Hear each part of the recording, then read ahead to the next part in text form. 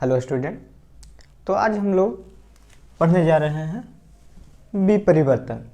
पिछली कक्षा में हमने चर्चा कर लिया था समतल सतह से परावर्तन के बाद क्या होते हैं। तो चलिए आज हम देखते हैं विपरिवर्तन क्या होता है। तो कहता है कि वह घटना जिसके कारण किसी वस्तु का प्रतिबिंब क्षैतिज, ये क्या हो गया आपका एक अक्ष हो गया, जो कि पूर्ण रूपेण क्षैतिज अक्ष किसको कहते हैं, जो इस प्लेन में हो उसको हम क्षैतिज अक्ष कहते हैं। ऐसा जो होता है हमारा उसको हम उदग्र अक्ष कहते हैं। तो बोल रहा है इसमें कि क्षैतिज अक्ष के परितः 180 डिग्री से घूम जाता है। किसके परितः? क्षैतिज अक्ष के, इस अक्ष के परितः 180 डिग्री से घूम जाता है। तो उस फलस्वरूप तो होता क्या है कि ऊपर का प्रतिबिंब नीचे तथा नीचे का प्रतिबिंब ऊपर दिखाई पड़ता है, उसे हम विपरिवर्तन कर रहे हैं। जिसे आप चित्र में देख रहे होंगे, ये एक वस्तु है जो विपरिवर्तन के कारण 180 डिग्री से घूम गया है। ये क्षैतिज अक्ष है, इसके परितः घूम गया है। जैसे आप मान लीजिए कि यह एक वस्तु है। अगर आप इसको इसका क्षैतिज अक्ष ये हो गया, इसको आप 180 डिग्री से घुमाते हैं तो ये ऐसे हो जाता है। तो क्या हुआ, नीचे का प्रतिबिंब ऊपर चला गया, ऊपर का प्रतिबिंब नीचे चला गया। फिर से आप इसको अगर 180 डिग्री से घुमा दीजिएगा तो ऊपर का प्रतिबिंब नीचे चला गया, नीचे का प्रतिबिंब ऊपर चला आया। जिस प्रकार हमने विपरिवर्तन को पढ़ा, उसी प्रकार अगला है पार्श्व विपरिवर्तन। तो इसमें क्या कहता है कि वह घटना जिसके कारण किसी वस्तु का प्रतिबिंब उदग्र अक्ष के किससे? उदग्र अक्ष के, यानी ये वाला जो अक्ष हो गया इसके अक्ष के परितः घूमेगा। पिछले बार में क्षैतिज अक्ष के परितः घूम रहा था, इस बार ये उदग्र अक्ष के परितः घूमेगा। 180 डिग्री के परितः 180 डिग्री से घूम जाता है, या प्रतिबिंब का दायां वाला भाग बाएं भाग में और बायां वाला भाग दाएं भाग में दिखाई पड़ता है, उसे हम पार्श्व विपरिवर्तन कहते हैं। आप चित्र से समझिएगा, यह एक वस्तु है। मान लीजिए यह एक ऐसे रखी हुई वस्तु है। तो इसको जब हम 180 डिग्री से घुमा देते हैं तो यह तब इसका प्रतिबिंब बनता है। तो इसको हम 180 डिग्री से इस प्रकार से घुमा देते हैं, तब हमारा ये मिल जाता है। इसी को हम पार्श्व विपरिवर्तन कहते हैं। पार्श्व विपरिवर्तन के बाद हम देखेंगे दर्पण। यह VVI क्वेश्चन है, ये अक्सर परीक्षा में पूछे जाते हैं। दर्पण किसे कहते हैं या दर्पण के कितने प्रकार होते हैं। कभी कभी ऑब्जेक्टिव में भी पूछ देते हैं कि गोलीय दर्पण कितने प्रकार के होते हैं। तो आप, हमको उम्मीद है कि आप इसको देखने के बाद अच्छे से एग्जाम में लिख पाइएगा। तो चलिए हम लोग चर्चा करते हैं दर्पण पे। तो वह कहता है वह चिकनी और चमकीली सतह, कैसी? चिकनी और चमकीली सतह जो नियमित रूप से, क्या? नियमित रूप से अर्थात निश्चित नियम के अनुसार प्रकाश को परावर्तित कर देती है, साथ ही जिसका एक सतह रंजित होता है, उसे हम दर्पण कहते हैं। जैसे आप देख लीजिएगा, यह एक दर्पण हो गया। इसमें इसका एक भाग को हमने रंजित कर दिया है।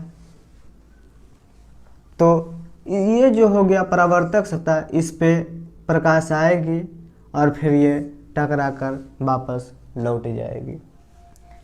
अब बात करते हैं दर्पण कितने प्रकार के होते हैं। तो दर्पण मुख्यतः 3 प्रकार के होते हैं। पहला समतल दर्पण, जिसका प्रवर्तक सतह समतल होता है। फिर हो गया गोलीय दर्पण, जिसका प्रवर्तक सतह गोलीय होता है।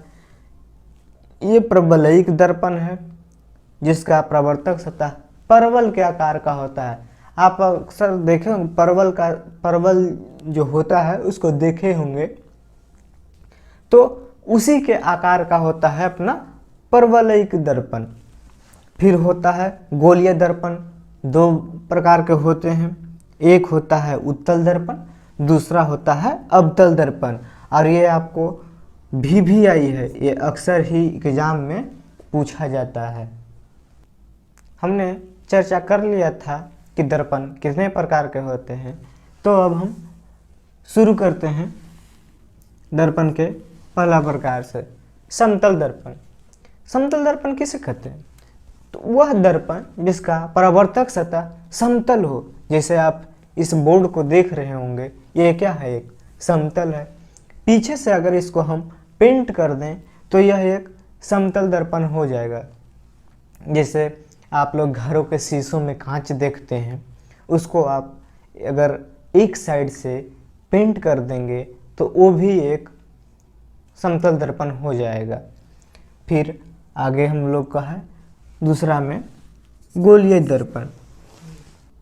गोलीय दर्पण, तो गोलीय दर्पण किसे कहते हैं? तो कहता है जिस दर्पण की परावर्तक सतह किसी खोखले गोले का, गोला आप देखे होंगे, उस खोखले गोले का एक भाग होता है, उसे हम गोलीय दर्पण कहते हैं। जैसे आप देख लीजिए, ये एक गोलीय दर्पण है।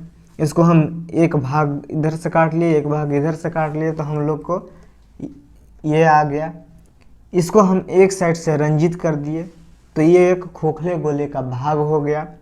उसी प्रकार से ये भी एक भाग है, इसी को हम गोलीय दर्पण कहते हैं। हमने गोलीय दर्पण पर चर्चा कर लिया है। अब हम लोग बात करते हैं परवलयिक दर्पण के बारे में। तो वह दर्पण जिसका परावर्तक सतह पूर्णतः गोलीय नहीं होता है, उसे हम परवलयिक दर्पण कहते हैं। जैसे आप तारबूज देखे होंगे, मान लीजिए कि वह तारबूज कांच का है, उसको हम बीच से काट देते हैं तो आपको कुछ इस प्रकार से दिखेगा।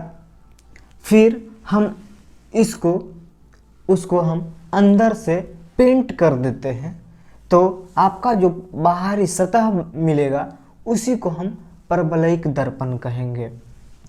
फिर आप आ जाइए गोलीय दर्पण नोट में। ये VVI नोट है, आपको कई बार एग्जाम में पूछ देगा कि गोलीय दर्पण मुख्यतः कितने प्रकार के होते हैं। तो हमने पिछले बार चर्चा कर चुके हैं इस पे कि गोलीय दर्पण मुख्यतः 2 प्रकार के होते हैं, उत्तल दर्पण और अवतल दर्पण। अब हम देखते हैं उत्तल दर्पण। तो कहता है वह दर्पण जिसका परावर्तक सतह उभरी हुई हो, उसे हम उत्तल दर्पण कहते हैं। जैसे आप इस चम्मच को देखिए, इसका एक परावर्तक सतह उभरा हुआ है, तो इस उभरी हुई सतह के अपोजिट साइड में इसको अगर हम पेंट कर देते हैं तो ये जो दर्पण हो जाएगा ये उत्तल दर्पण हो जाएगा। मान लीजिए कि ये कांच का है। तो फिर कहता है अवतल दर्पण, वह गोलीय दर्पण जिसका परावर्तक सतह धंसी हुई हो, उसे हम अवतल दर्पण कहते हैं। जैसे आप इस चम्मच के इस वाले भाग को सामने रखिए और पीछे वाले भाग को पेंट कर दीजिए, तो सामने वाला जो प्रवर्तक सतह होगा इसी को हम अवतल दर्पण कहते हैं।